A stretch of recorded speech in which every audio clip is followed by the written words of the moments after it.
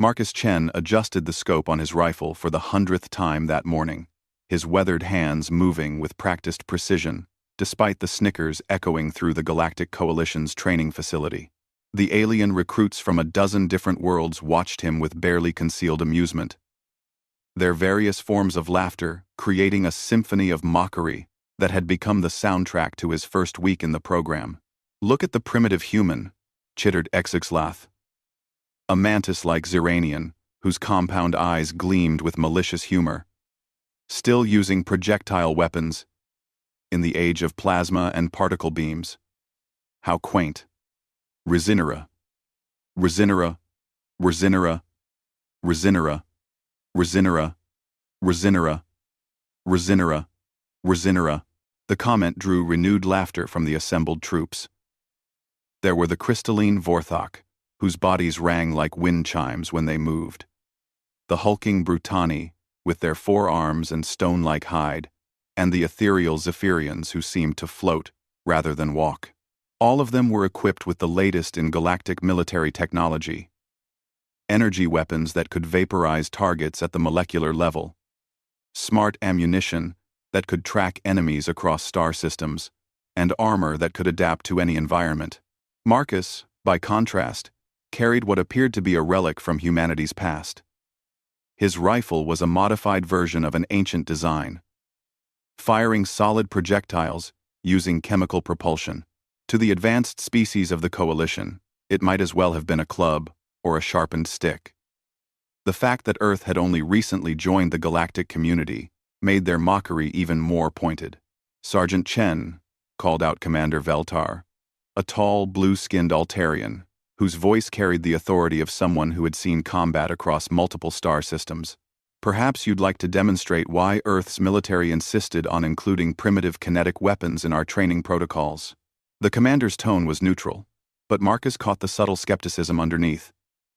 Even the leadership questioned humanity's contribution to the Coalition forces.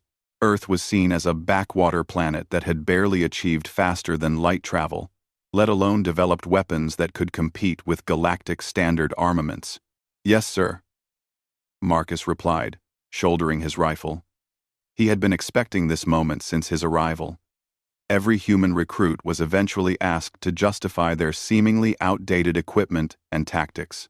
The training ground stretched out before them, a vast simulation arena that could replicate any battlefield environment in known space. Targets materialized at various distances, some stationary, others moving in complex patterns that mimicked real combat scenarios. The other recruits had been scoring impressively with their advanced weaponry, vaporizing targets with pinpoint accuracy at ranges that would have been impossible with conventional firearms. "Standard Combat Scenario 7, announced Commander Veltar. "Multiple moving targets at extreme range. Environmental factors include solar interference, atmospheric distortion, and gravitational anomalies." The arena shifted, and suddenly they were standing on the surface of a hostile world. The air shimmered with heat distortion, and electromagnetic interference crackled across their communication systems. In the distance, barely visible even with enhanced optics, enemy targets began their erratic dance across the landscape. The alien recruits stepped forward confidently, raising their energy weapons. Bright beams of coherent light lanced out toward the targets. But the environmental factors played havoc with their sophisticated systems. Plasma bolts curved wildly in the gravitational fields, particle beams scattered in the interference, and smart ammunition lost its targeting locks in the electromagnetic chaos. 62% accuracy, announced the computer after the alien squad had exhausted their power cells. Performance degraded by environmental factors. It was a respectable score, considering the conditions. The alien recruits looked pleased with themselves, their earlier confidence restored. Energy weapons were clearly superior, even when environmental factors interfered with their operation. Marcus stepped up to the firing line. His rifle looked even more primitive in the alien environment, its metal construction and simple optical scope seeming almost medieval compared to the high-tech weapons his fellow recruits carried. The laughter started up again, quieter this time but still audible. "This should be entertaining," muttered one of the Brutani. its stone-like features creasing into what might have been a smile. Marcus ignored them. He had learned long ago to tune out distractions when he was working. His breathing slowed, his heart rate dropped, and the chaotic environment around him faded into background noise. Through his scope, he could see the targets dancing across the landscape, their movements seemingly random but following patterns that his trained eye could detect. The first shot rang out across the training ground, the sharp crack of chemical propulsion cutting through the electronic hum of the arena. One of the distant targets stopped moving, a clean hole punched through its center. The laughter died away. Marcus worked the bolt of his rifle, ejecting the spent cartridge and chambering a new round. The motion was smooth and automatic, performed thousands of times in training, and hundreds more in actual combat. The second shot followed quickly, then the third. Each bullet flew true despite the environmental chaos. While energy weapons were disrupted by interference and bent by gravitational fields, the simple kinetic projectiles Marcus fired followed the immutable laws of physics. He compensated for wind, gravity, and atmospheric distortion using calculations refined over centuries of human warfare, adjustments that had been passed down through generations of marksmen. Impossible, breathed Exec Slath, its compound eyes fixed on the target display. The environmental factors should make precision shooting impossible at that range. But Marcus continued firing, each shot carefully aimed and deliberately placed. Where energy weapons failed because of their complexity, his simple rifle succeeded through the application of fundamental principles. He understood ballistics in a way that the other species, dependent on their technological solutions, could not appreciate. The alien recruits fell silent as target after target fell to Marcus's rifle. His shots were not just accurate, they were artistically precise. He wasn't merely hitting the targets, he was placing his bullets exactly where he intended, sometimes threading the needle between obstacles that the smart ammunition couldn't navigate. 100% accuracy, announced the computer, its artificial voice somehow managing to sound surprised. Zero environmental degradation of performance. C99999. Commander Veltar stared at the results display, then at Marcus, then back at the display. In 30 years of military service across a dozen worlds, he had never seen a perfect score under such conditions. The environmental factors alone should have made precision shooting impossible. Yet the human had performed as if he were firing under ideal conditions. How? The question came from Zara Eth, one of the ethereal Zephyrians whose species was renowned for their intellectual capabilities. The electromagnetic interference should have disrupted any targeting system. Marcus lowered his rifle, finally allowing himself a small smile. "I don't use a targeting system," he said simply. "I use my eyes, my training, and basic physics." The explanation meant nothing to them. These species had developed technology that eliminated the need for such fundamental skills. Their weapons thought for them, calculated for them, and compensated for environmental factors automatically. The idea that someone could achieve superior results through pure skill and knowledge was foreign to their experience.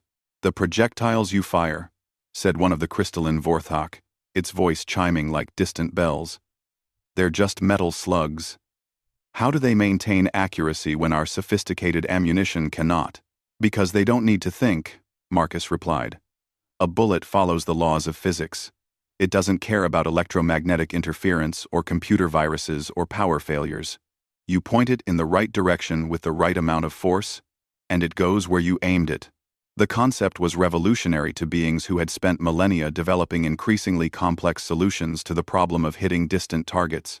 They had created smart bullets that could track enemies, energy weapons that could adjust their own trajectory, and guidance systems that could compensate for nearly any environmental factor. But none of them had considered the elegant simplicity of Marcus's approach. Commander Veltar stepped forward, his blue features thoughtful. "Demonstrate again," he ordered. "Different scenario. Unknown variables." The arena shifted once more, this time to a space-based environment. They were standing on the hull of a massive starship, gravity provided by magnetic boots rather than planetary mass. In the distance, enemy fighters darted between the twisted wreckage of destroyed vessels, their movements unpredictable as they used debris for cover. The other recruits struggled even more in this environment. Their energy weapons, designed for planetary combat, had trouble adapting to the zero-gravity conditions. Targeting systems that relied on gravitational constants failed to lock onto fast-moving targets, and the vacuum of space played havoc with weapons designed to operate in atmosphere. Marcus, however, seemed unaffected by the change in environment. He had trained for combat in every conceivable condition, from the depths of ocean trenches to the airless surface of barren moons. Zero gravity was just another variable to account for, another factor in the complex equation of long-range shooting. His first shot took out a fighter that was using a piece of debris as cover, the bullet punching through the metal barrier as if it weren't there. Energy weapons would have been stopped or deflected by such obstacles. But kinetic projectiles cared nothing for the material composition of intervening objects. The second target was moving in a complex spiral pattern, using thrust vectoring to create an unpredictable flight path.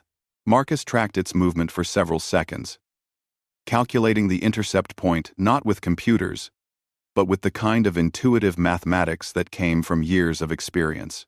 When he fired, the bullet arrived at exactly the point where the fighter would be, not where it had been when he pulled the trigger. "Remarkable," breathed Commander Veltar. "Your projectiles penetrate obstacles that would stop energy weapons, and your calculations account for variables that our computers struggle to process."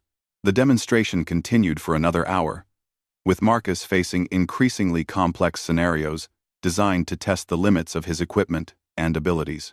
Each time, he adapted with the kind of flexibility that came from understanding fundamental principles rather than relying on technological solutions. When the session finally ended, the training ground fell silent, except for the hum of machinery returning to standby mode. The alien recruits stared at Marcus with a mixture of confusion and newfound respect. Their advanced weapons had failed where his primitive rifle had succeeded, and none of them could fully understand why. "Perhaps," said Commander Veltar slowly, "we should reconsider our assumptions about primitive technologies." But Marcus knew that this was only the beginning. The real test would come when they faced actual combat, when lives depended on their ability to eliminate threats across the vast distances of space. Energy weapons and smart ammunition might impress in controlled conditions, but war had a way of revealing the true value of different approaches to solving problems. As they filed out of the training facility, Marcus caught fragments of conversation in various alien languages. The mockery had stopped, replaced by speculation and grudging admiration. Some of the recruits were asking technical questions about ballistics and kinetic energy, concepts that their species had abandoned in favor of more sophisticated solutions. XX Lath, the mantis-like Serenian who had been most vocal in his mockery, approached Marcus hesitantly. "Your weapon," he chittered, his compound eyes studying the rifle with new interest. "It requires no power source?" "Just the chemical energy in the cartridges," Marcus confirmed. "And those can be manufactured anywhere with basic industrial facilities." The implications were starting to dawn on them. Energy weapons required exotic power sources and sophisticated manufacturing techniques. Smart ammunition needed computer chips and guidance systems that could be disrupted or corrupted. Marcus's rifle, by contrast, could be built and maintained using technology that any spacefaring civilization possessed. "We may have underestimated the value of simplicity," admitted XX Lath, his tone lacking its earlier arrogance. Marcus nodded politely, but he knew that understanding and acceptance were two different things. The Galactic Coalition had built its military doctrine around technological superiority, and changing that mindset would take more than a single demonstration. He would need to prove himself again and again, in increasingly dangerous situations, before they truly understood what humanity brought to their alliance. As he cleaned his rifle that evening in his quarters, Marcus reflected on the day's events. The other species saw his weapon as primitive, but they failed to understand that sometimes the simplest solutions were the most effective. Complexity created points of failure, while simplicity created reliability. Tomorrow would bring new challenges, and he suspected that the real tests were yet to come. The coalition was preparing for a war against an enemy that had already proven capable of disrupting their technological advantages. When that conflict began in earnest, they would discover whether humanity's approach to warfare could make a difference in the vast theater of galactic combat. The rifle lay disassembled on his workbench, its components clean and ready for reassembly. Each piece had been crafted for a specific purpose, with tolerances measured in thousandths of an inch and materials chosen for their durability under extreme conditions. It was a tool that represented centuries of human engineering and warfare experience, refined through countless conflicts into something that was both deadly and dependable. Marcus began reassembling the weapon, his hands moving automatically through the familiar motions. Outside his window, alien stars wheeled slowly across the sky, reminders that he was far from the world where his skills had been forged. But the principles that guided his marksmanship were universal, as constant as the laws of physics that governed the flight of his bullets. The mocking had stopped, but the real test was still to come. When the shooting started for real, when lives hung in the balance and failure meant death, then they would see what a human sniper could accomplish among the stars. The first real combat mission came 3 weeks later, when long-range sensors detected an enemy fleet massing near the Kepler Station mining colony. The hegemony forces had been probing coalition defenses for months, testing their responses and looking for weaknesses. This time, intelligence suggested they were planning something more than a simple raid. Marcus found himself assigned to Alpha Squad, a mixed unit of the coalition's best recruits. The same aliens who had mocked his primitive weapon now worked alongside him, though their attitudes had shifted considerably since the training demonstrations. Still, he could sense their uncertainty about how his capabilities would translate to real combat. Commander Veltar briefed them in the cramped confines of the assault transport as they approached the target zone. Hegemony forces have established a forward observation post on asteroid K-47, he explained, highlighting a spinning rock on the tactical display. They're using advanced stealth technology and long-range sensors to monitor our fleet movements. Standard bombardment won't work. The asteroid's composition deflects most energy weapons, and they've positioned themselves in natural caverns that provide excellent protection. The holographic display rotated, showing the asteroid's irregular surface and the suspected enemy positions. Marcus studied the terrain with professional interest, noting the sight lines and potential shooting positions. It was a sniper's nightmare.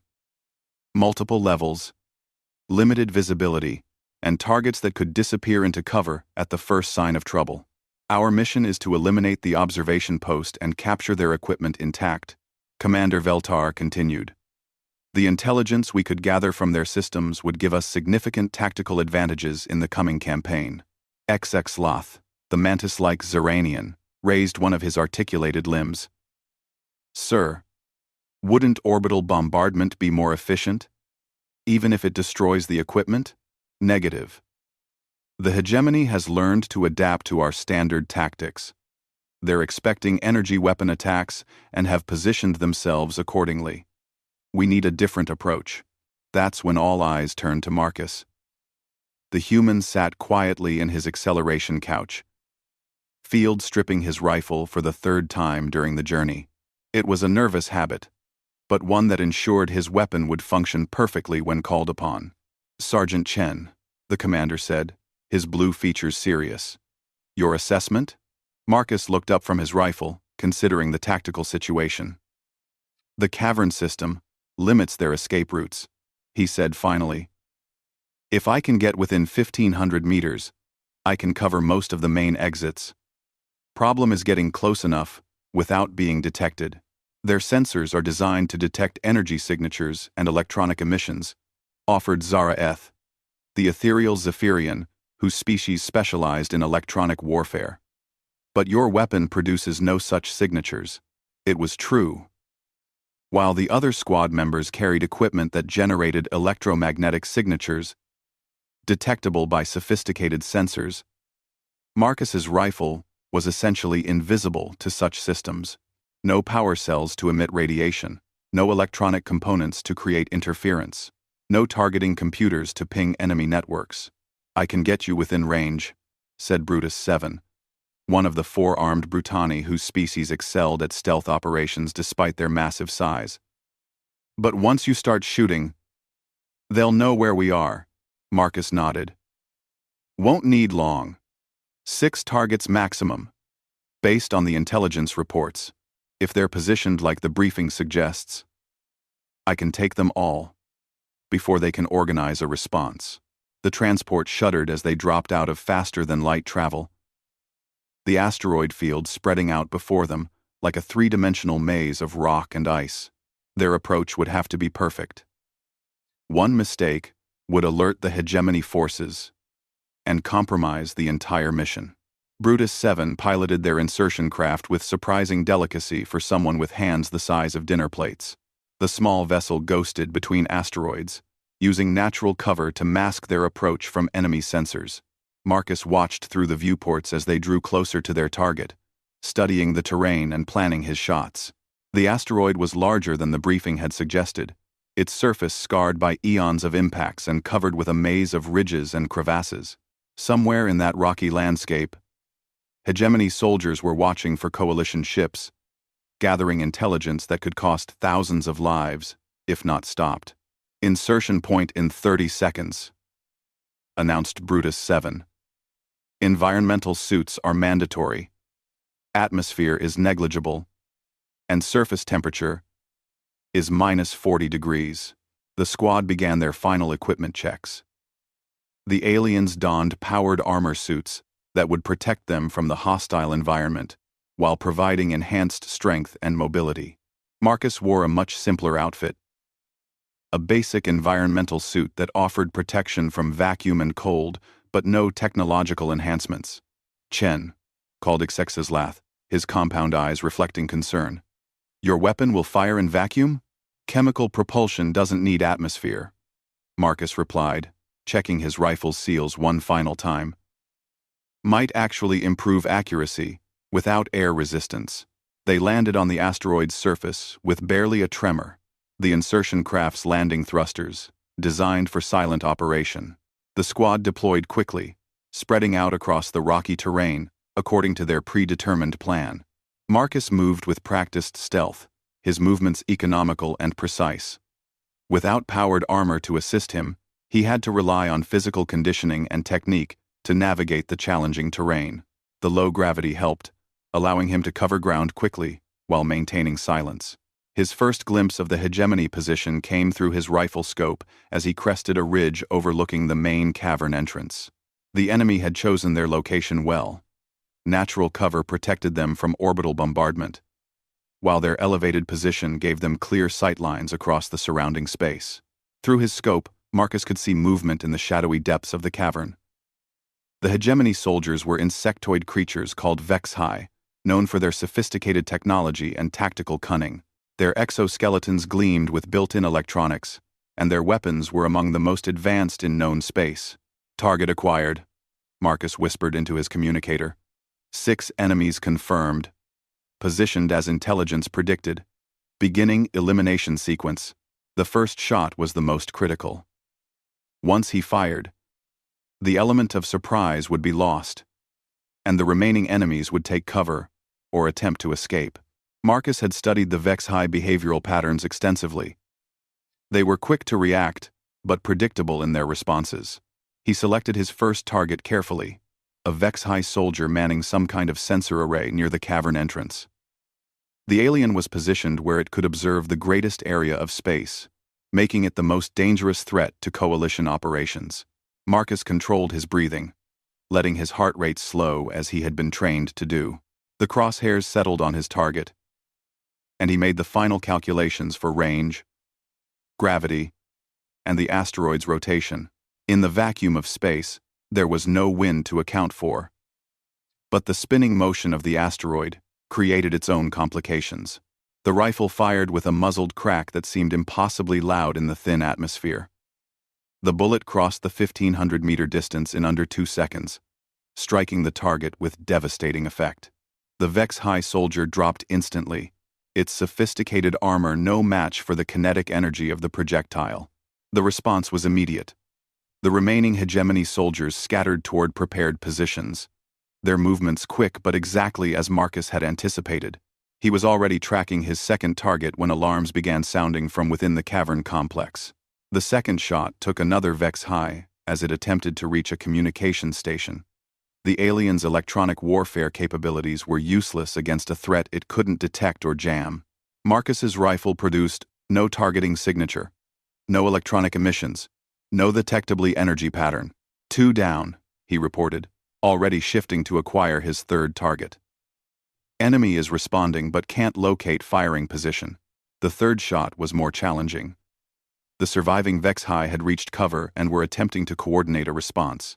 But their advanced tactical systems, designed to counter energy weapons and smart ammunition, couldn't adapt to the simple lethality of kinetic projectiles. Marcus had positioned himself where he could observe multiple exit points from the cavern complex. When the third target exposed itself to fire at what it thought was his position, he was ready. The shot took the alien center mass, the bullet punching through its energy shield as if it weren't there. "Contact rear," shouted Brutus 7 over the communication network. The enemy had detected the squad's insertion craft and was sending reinforcements. "Multiple bogies, inbound." Marcus ignored the chatter, focusing on his remaining targets. The fourth shot eliminated a Vex High, attempting to destroy sensitive equipment rather than let it fall into coalition hands. The fifth took down the squad leader as it tried to establish communication with the incoming reinforcements. The sixth and final target had found excellent cover deep within the cavern system. Marcus could only see occasional movement through his scope, making a clean shot nearly impossible. Standard doctrine would have called for the squad to assault the position, but that would take time they didn't have. Instead, Marcus did something that would have been impossible with energy weapons or smart ammunition. He ricocheted his shot off the cavern wall, using the bullet's kinetic energy to carry it around the corner where his target was hiding. The technique required perfect calculation of angles and bullet dynamics, knowledge that no alien species had bothered to maintain. "All targets eliminated," Marcus reported, already beginning to displace from his firing position. "Area is secure for equipment recovery." The silence that followed his report was telling. 6 of the galaxy's most dangerous soldiers, equipped with the best technology the hegemony could provide, had been eliminated in under 90 seconds by what the aliens still considered a primitive weapon. "Impossible," came Exexlath's voice over the communicator. "Our sensors show no energy discharges from your position. How are you eliminating targets without detectable weapons fire?" "Chemical propulsion doesn't register on energy sensors," Marcus explained as he moved toward the extraction point. "No electromagnetic signature, no plasma discharge, no particle emission. Just basic physics." The squad converged on the cavern complex to find exactly what Marcus had reported. 6 dead hegemony soldiers and intact intelligence equipment. The enemy's reinforcements were still minutes away, giving them time to complete their primary objective. Zaraeth, the Zephyrian electronic warfare specialist, worked quickly to extract data from the captured systems. "Remarkable," she said, her ethereal voice filled with wonder. "They have detailed information about our fleet movements, tactical doctrines, even individual unit capabilities. But what impressed her even more was the tactical analysis the hegemony had developed. Their computers had created detailed countermeasures for every coalition weapon system, defensive strategies for every known tactic. They had prepared for energy weapons, smart ammunition, orbital bombardment, and electronic warfare. They had no countermeasures for kinetic projectile weapons. The concept was so foreign to their experience that their tactical computers hadn't even considered it as a possibility. "Sir," reported Brutus 7, monitoring the squad's perimeter. "Enemy reinforcements will arrive in 4 minutes. We need to extract now." The squad moved efficiently toward their insertion craft, carrying the captured intelligence and leaving behind 6 enemy soldiers who had learned too late that advanced technology wasn't always superior to simple effectiveness. As they lifted off from the asteroid's surface, Marcus reflected on what they had accomplished. The hegemony's observation post had been eliminated without a single coalition casualty. and the intelligence they had captured would save countless lives in future engagements. But, more importantly, the enemy had been forced to confront a new reality. Their technological superiority, which had been their primary advantage in the conflict, could be negated by weapons and tactics they didn't understand. "Chen," said Commander Veltar as they transitioned to faster-than-light travel. "Your performance exceeded all expectations. 6 confirmed eliminations at extreme range, 0 missed shots, complete mission success." Marcus nodded acknowledgement, but didn't share the commander's satisfaction. This had been a small engagement against a limited number of enemies. The real test would come when the hegemony adapted their tactics to account for kinetic weapons, when they faced him in greater numbers with better preparation. "Sir," he said finally, "they won't underestimate projectile weapons again. Next time will be harder." "Perhaps," agreed the commander. "But next time, you won't be alone." Marcus looked around at his squad mates, seeing the thoughtful expressions on their alien faces. Lath was studying a spent cartridge case with intense interest. Zara Eth was running calculations on her portable computer, apparently trying to understand the ballistics involved. Even Brutus 7 was asking technical questions about rifle maintenance and ammunition manufacture. They were beginning to understand that humanity's contribution to the coalition wasn't just another weapon system. It was an entirely different approach to solving the problems of warfare. Where other species had sought ever greater technological sophistication, humans had refined simplicity into an art form. The transport jumped to hyperspace, carrying them back to coalition territory with their captured intelligence. Behind them, hegemony reinforcements arrived to find an empty asteroid and 6 dead soldiers, with no clear indication of how they had been killed. The enemy's computers would analyze the scene, trying to understand what had happened. They would find bullet holes but no energy signatures, impact craters but no explosive residue. Eventually, they would reach the correct conclusion. But by then, it would be too late to prevent what was coming. Word of Marcus's success spread quickly through the coalition military. Requests began arriving for human advisors, for training programs in kinetic weapons, for technical specifications on projectile armament. The species that had mocked humanity's primitive technology now wanted to learn its secrets. But Marcus knew that equipment was only part of the equation. The real advantage lay in the mindset that had created such weapons. The human ability to find elegant solutions to complex problems, to achieve maximum effect with minimum technology. As he cleaned his rifle in preparation for the next mission, Marcus considered the strategic implications of what they had accomplished. The hegemony's technological superiority had been their defining advantage, allowing smaller forces to defeat much larger coalition fleets through superior firepower and electronic warfare capabilities. But that advantage was built on assumptions about how warfare was conducted in the Galactic Age. The enemy had prepared for energy weapons and smart ammunition, for orbital bombardment and electronic warfare. They had not prepared for bullets fired by soldiers who understood the fundamental principles of ballistics. The war was about to change, and humanity was going to show the galaxy that sometimes the old ways were the best ways. The Battle of Sigma Draconis would be remembered as the turning point in the war against the hegemony. What had started as a desperate defense of a strategic mining system became the moment when the galactic balance of power shifted forever. Marcus stood on the observation deck of the coalition battleship Harmony's Edge, watching the hegemony fleet approach through the starfield. Intelligence estimated over 300 enemy vessels, ranging from massive dreadnoughts to swift attack cruisers. Against them, the coalition could field barely 100 ships, many already damaged from previous engagements.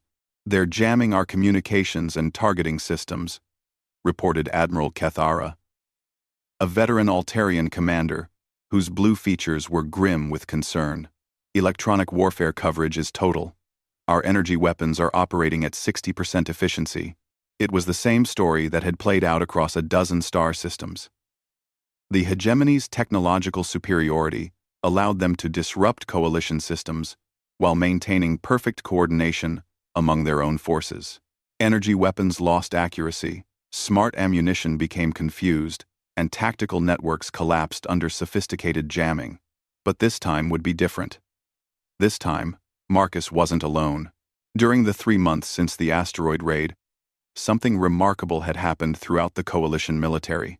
Human advisors had been assigned to every major fleet, teaching alien soldiers the principles of kinetic warfare that their species had abandoned millennia ago.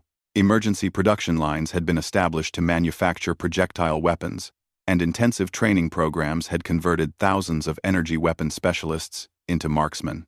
The transformation hadn't been easy. Species that had relied on technological solutions for generations struggled to master skills that required intuition and experience rather than computer assistance. But necessity was a powerful teacher, and the steady stream of defeats at hegemony hands had convinced even the most skeptical commanders that new approaches were needed. "Sergeant Chen," Admiral Kethara called out. "Your assessment of the tactical situation?" Marcus studied the enemy formation through his rifle's scope, noting the positioning and movement patterns. After months of analyzing hegemony tactics, he had begun to understand their operational doctrine. They relied heavily on electronic warfare and coordinated energy weapon attacks, expecting their enemies to respond with similar technologies. "They're maintaining standard battle formation," he observed. Electronic warfare ships in the center, protected by heavy cruisers, attack vessels on the flanks, ready to exploit any gaps in our defenses.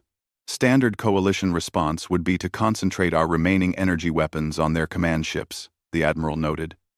"But with their jamming, we'd be firing blind." Marcus nodded. "Which is why we're not going to use energy weapons for this engagement." The statement drew surprised looks from the bridge crew. The idea of fighting a space battle without energy weapons was revolutionary to species that had used such technology for thousands of years. But Marcus had spent the past 3 months working with coalition engineers to develop new tactical doctrines based on kinetic principles. "Signal the fleet," Admiral Kethara ordered. "Implement Protocol Kinetic 7. Throughout the coalition battle line, ships that had once relied entirely on energy weapons now bristled with projectile armament.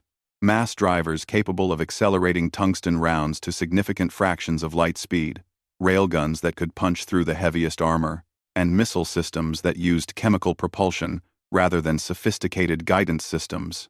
Most importantly, every ship now carried squads of human-trained snipers, equipped with weapons designed for space combat. Extended-range rifles capable of engaging targets across hundreds of kilometers, specialized ammunition designed to penetrate spacecraft hulls, and targeting systems that relied on optical rather than electronic principles. "Enemy fleet is beginning their attack run," reported the sensor operator. "They're jamming our targeting computers and attempting to disable our communication arrays." But the electronic warfare that had proven so effective against coalition energy weapons had no effect on the kinetic armament now deployed throughout the fleet. Mass drivers required no computer guidance once fired. Railguns operated on simple electromagnetic principles that couldn't be jammed, and human marksmen relied on skills that no amount of electronic interference could disrupt. "All ships, commence firing when targets reach optimal range," Admiral Kethara ordered. The hegemony fleet continued its approach, confident in their electronic superiority. Their jamming systems were operating at maximum efficiency, disrupting every coalition electronic system within range. Their commanders expected to face the same ineffective resistance they had encountered in previous battles. They were completely unprepared for what happened next.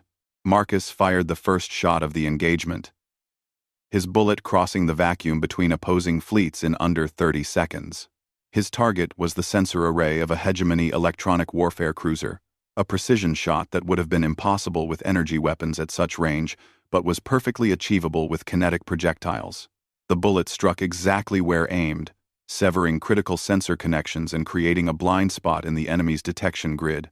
It was a small victory, barely noticeable in the chaos of a fleet engagement. But it was the beginning of something unprecedented. Throughout the coalition fleet, human marksmen opened fire on carefully selected targets.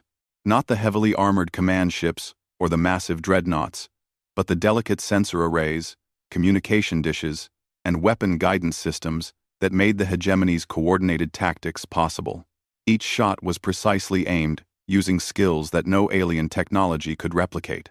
Human snipers had learned to calculate the complex trajectories needed for long-range space combat, accounting for relative motion, gravitational effects, and the rotation of target vessels. Enemy electronic warfare capability is degrading, reported the sensor operator, surprise evident in his voice. Multiple hegemony ships are showing communication disruption. Admiral Kethara watched in amazement as the tactical display updated. The hegemony fleet, which had approached in perfect formation, was beginning to show signs of coordination problems. Ships that should have been working together were operating independently, their sophisticated battle networks disrupted by precisely placed kinetic attacks. Mass drivers, target their main battle line, the Admiral ordered. Railguns, focus on their attack cruisers. The Coalition's heavy kinetic weapons opened fire, sending streams of projectiles toward the enemy fleet. Unlike energy weapons, which could be deflected or absorbed by sophisticated defensive systems, kinetic rounds carried momentum that no amount of technology could negate. When a tungsten projectile moving at significant fractions of light speed struck a spacecraft, the result was catastrophic regardless of the target's defensive capabilities. The first hegemony ship to die was a heavy cruiser that took a direct hit from a mass driver round. The projectile punched through its shields, as if they weren't there, penetrated the hull, and continued through the ship's interior, destroying critical systems and causing a cascading series of explosions. Impossible, breathed one of the bridge officers. Their shields should have deflected that attack. Energy shields stop energy weapons, Marcus explained, tracking another target through his scope. They don't do much against solid matter moving at relativistic speeds. The hegemony fleet was beginning to realize that their technological advantages meant nothing against an enemy that fought according to different principles. Their electronic warfare systems, so effective against energy-dependent opponents, had no effect on simple kinetic weapons. Their shields, designed to deflect particle beams and plasma bolts, couldn't stop solid projectiles with sufficient momentum. Most critically, their tactical doctrine was built around the assumption that space combat was fought with energy weapons at relatively close range. They had no experience dealing with kinetic attacks that could engage them from distances their own weapons couldn't match.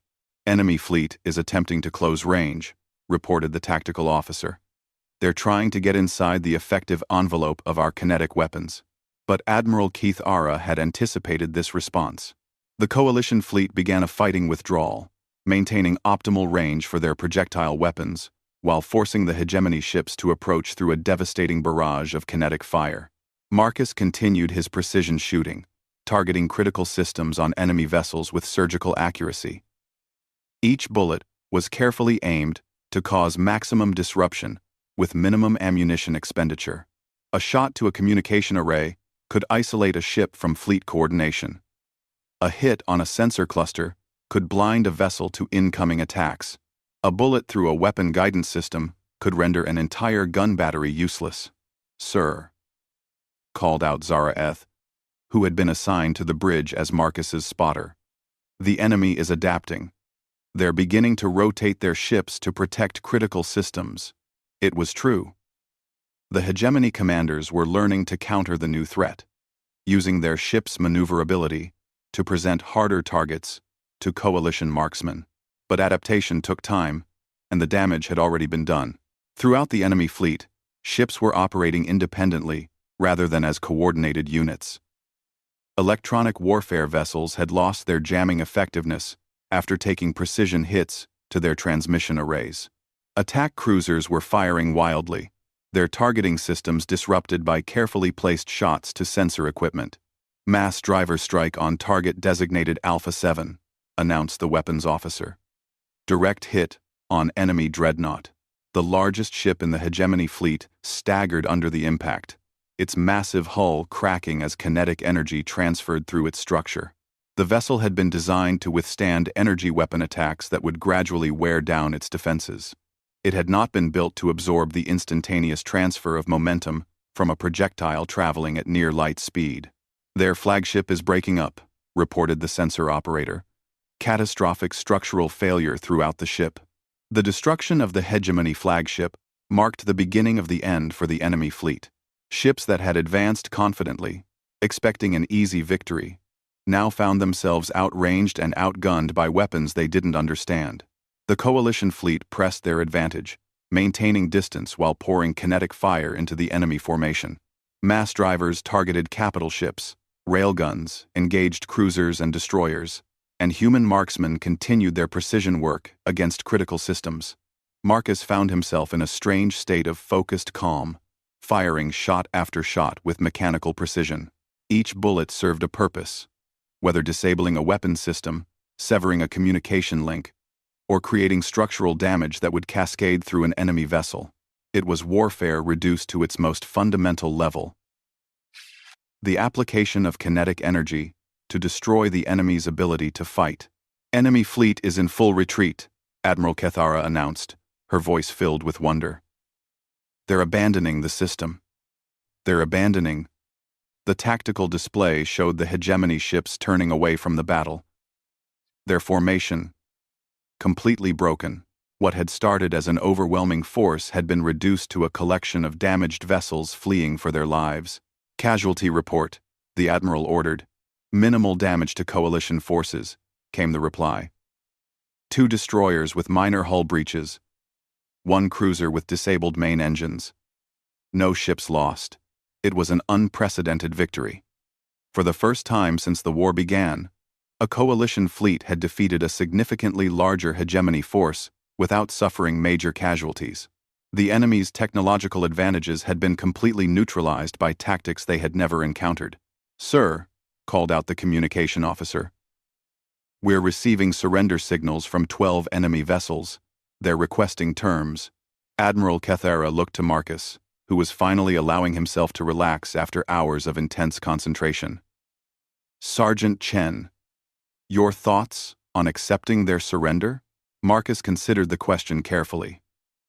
The hegemony ships requesting surrender were mostly damaged vessels that could no longer keep pace with their retreating fleet. Accepting their surrender would provide valuable intelligence and demonstrate coalition mercy. But it would also require resources to guard and maintain prisoners. "Accept the surrenders," he recommended. "But make sure they understand that their technological advantages won't help them if they try anything. They need to know that we can defeat them regardless of their equipment." "Endo. Number Sen. Number Sen. Endaiwerg." The surrender negotiations were brief and to the point. Hegemony commanders, faced with weapons they couldn't counter and tactics they didn't understand, agreed to coalition terms without attempting to bargain. Their confidence in technological superiority had been completely shattered by the engagement. As the battle aftermath was being processed, Marcus received a message that surprised him. Representatives from several coalition member species were requesting immediate consultation on kinetic weapon development. The same aliens who had mocked his primitive rifle now wanted to establish entire military academies dedicated to teaching human warfare principles. "Chen," Admiral Kethara approached him on the observation deck. "Fleet Command is requesting a full tactical analysis of this engagement. They want to understand exactly how we achieved such a decisive victory." Marcus nodded, though he suspected the answer would be difficult for the Galactic military establishment to accept. The coalition had won because they had abandoned their reliance on sophisticated technology in favor of simpler, more reliable solutions. It was a lesson that went against everything the Galactic community believed about progress and advancement. "The hegemony will adapt," he warned. "They'll develop countermeasures for kinetic weapons, new tactics to deal with projectile artillery. We can't rely on technological surprise forever." "Perhaps," the Admiral agreed. But today proved that advancement isn't always about adding complexity. Sometimes, it's about understanding the fundamental principles that make warfare effective. Over the following days, as news of the victory spread throughout coalition space, Marcus found himself at the center of a military revolution. Training programs that had taken months to establish were being expanded into full military colleges. Species that had spent millennia developing energy weapons were retooling their entire industrial bases to produce kinetic armament. But more importantly, the psychological impact of the victory was transforming the coalition's approach to warfare. For the first time since the conflict began, they had proof that the hegemony could be defeated. The enemy's technological superiority, which had seemed insurmountable, had been overcome by tactics based on principles as old as warfare itself. The transformation wasn't limited to military applications. Coalition engineers began studying human approaches to problem-solving, looking for other areas where simple solutions might be more effective than complex ones. Scientists investigated kinetic principles that their civilizations had ignored in favor of energy-based technologies. Marcus watched these developments with mixed feelings. He was proud that humanity's contributions were finally being recognized, but concerned about the expectations being placed on his species. The galaxy seemed to think that humans possessed some special insight into warfare that other species lacked. The truth was simpler and more complex than they realized. Humans weren't better warriors than other species, but they had maintained skills and knowledge that others had abandoned. In a galaxy that prized technological advancement above all else, humanity had preserved the understanding that sometimes the simplest solutions were the most effective. As the Coalition fleet returned to base, Marcus reflected on how much had changed since that first day in the training facility. The aliens who had laughed at his primitive weapon now treated him with something approaching reverence. Equipment that had been dismissed as obsolete was now being mass-produced across dozens of worlds. But the real victory wasn't in the weapons themselves. It was in the change of thinking they represented. The Coalition had learned that technological superiority wasn't everything, that simple solutions could overcome complex problems, and that sometimes the oldest approaches to warfare were still the best. The war was far from over, but the balance of power had shifted.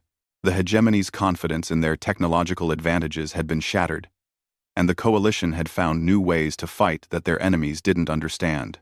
As Marcus cleaned his rifle for what felt like the millionth time, he smiled at the irony.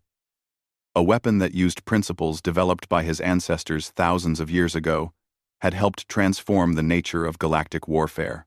The primitive human sniper had shown the advanced civilizations of the galaxy that sometimes progress meant going backward.